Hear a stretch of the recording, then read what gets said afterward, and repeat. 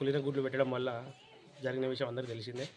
దాని విధంగా CDPO sir కానీ, డిడబ్ల్యూఓ మేడం సార్ కానీ రోజు రావడం జరిగింది. అప్పటికి కూడా కొన్ని ఎక్స్పైరీ డేట్ గుర్తించడం జరిగింది. అయినా అప్పటికి ఎక్స్పైరీ గుర్తించడం ఇంకా చాలా వస్తువులు ఉన్నాయి, అందులో ఎక్స్పైరీ డేట్ అయినాయి. ఇవాళ సార్ నిన్న కలెక్టర్ ముట్టడి కూడా చేయడం జరిగింది. మేము కలెక్టర్ ఆఫీస్కి పోయి మళ్ళీ వినతి ఇవ్వడం జరిగింది. మాకు కూడా పర్సనల్గా కూడా చాలా ప్రాబ్లమ్స్ కూడా వస్తున్నాయి వాళ్ళ నుంచి. అదే రాతపూర్వకంగా అప్లికేషన్ కూడా సార్ వారికి ఇవ్వడం జరిగింది.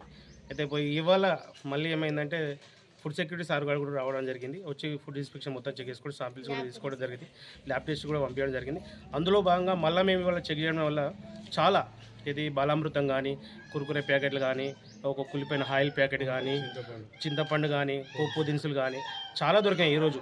అంటే ఇవాళ చైతన్య మేడం గారికి కొత్తగా ఇన్ఛార్జ్ ఇవ్వడం జరిగింది. ఆమె మీద ఎలాంటి లేదు. ఎందుకంటే ఈమె ఎన్ని రోజుల నుంచో చాలా రోజుల నుంచి ఫుడ్ ఎక్స్పైరీ అయిన డేట్లన్నీ అక్కడే పెట్టుకోవడము, అందులోనే ఉంచడము, అవన్నీ ఉంచడం వల్ల ఇప్పుడు తీస్తూ ఉంటే చాలా దొరికినాయి ఈరోజు. అందుకని మీడియా వాళ్ళు కూడా, మీడియా మిత్రులు కూడా అన్నీ కవర్ చేసారు. వాళ్ళు కూడా చూసిర్రు, దగ్గరుండి వాళ్ళు కూడా చెక్ చేసారు. సార్ వాళ్ళు కూడా చెక్ చేసారు, ఫొటోస్ తీసుకున్నారు. దానివల్ల ప్రభుత్వం కూడా ఏదో వచ్చినామా, చూస్తున్నామా, పోయినామా అన్నట్టు కాకుండా కఠిన చర్యలు తీసుకొని మాకు ఆయామ వద్దా అని చెప్పడం జరిగింది. పర్సనల్గా ఆయా కానీ టీచర్ కానీ వద్దు, మాకు చాలాసార్లు ఇట్లా దొరకడం జరిగింది, మాకు ఇటువంటి వద్దని చెప్పినాం కూడా. అయినా ప్రభుత్వం వాళ్ళు చర్య తీసుకోవడం లేదు. దీన్ని తగిన చర్య తీసుకొని ఇమ్మీడియట్లీ దీని మీద చర్య తీసుకోవాలని చెప్పి కోరుకుంటున్నాను. అందరికీ నమస్కారాలు. నేను రాజకపేట గ్రామానికి కొత్తగా ఎన్నికైన సర్పంచ్ని.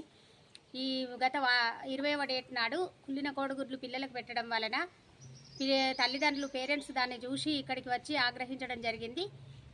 అప్పటి నుంచి రోజు ఇక్కడికి పేరెంట్స్ రావడము, ఏదో ఒకటి ఫుడ్ డేట్ అయిపోయింది అని చూడడము, మేము కూడా తరచూ రావడం జరుగుతున్నది.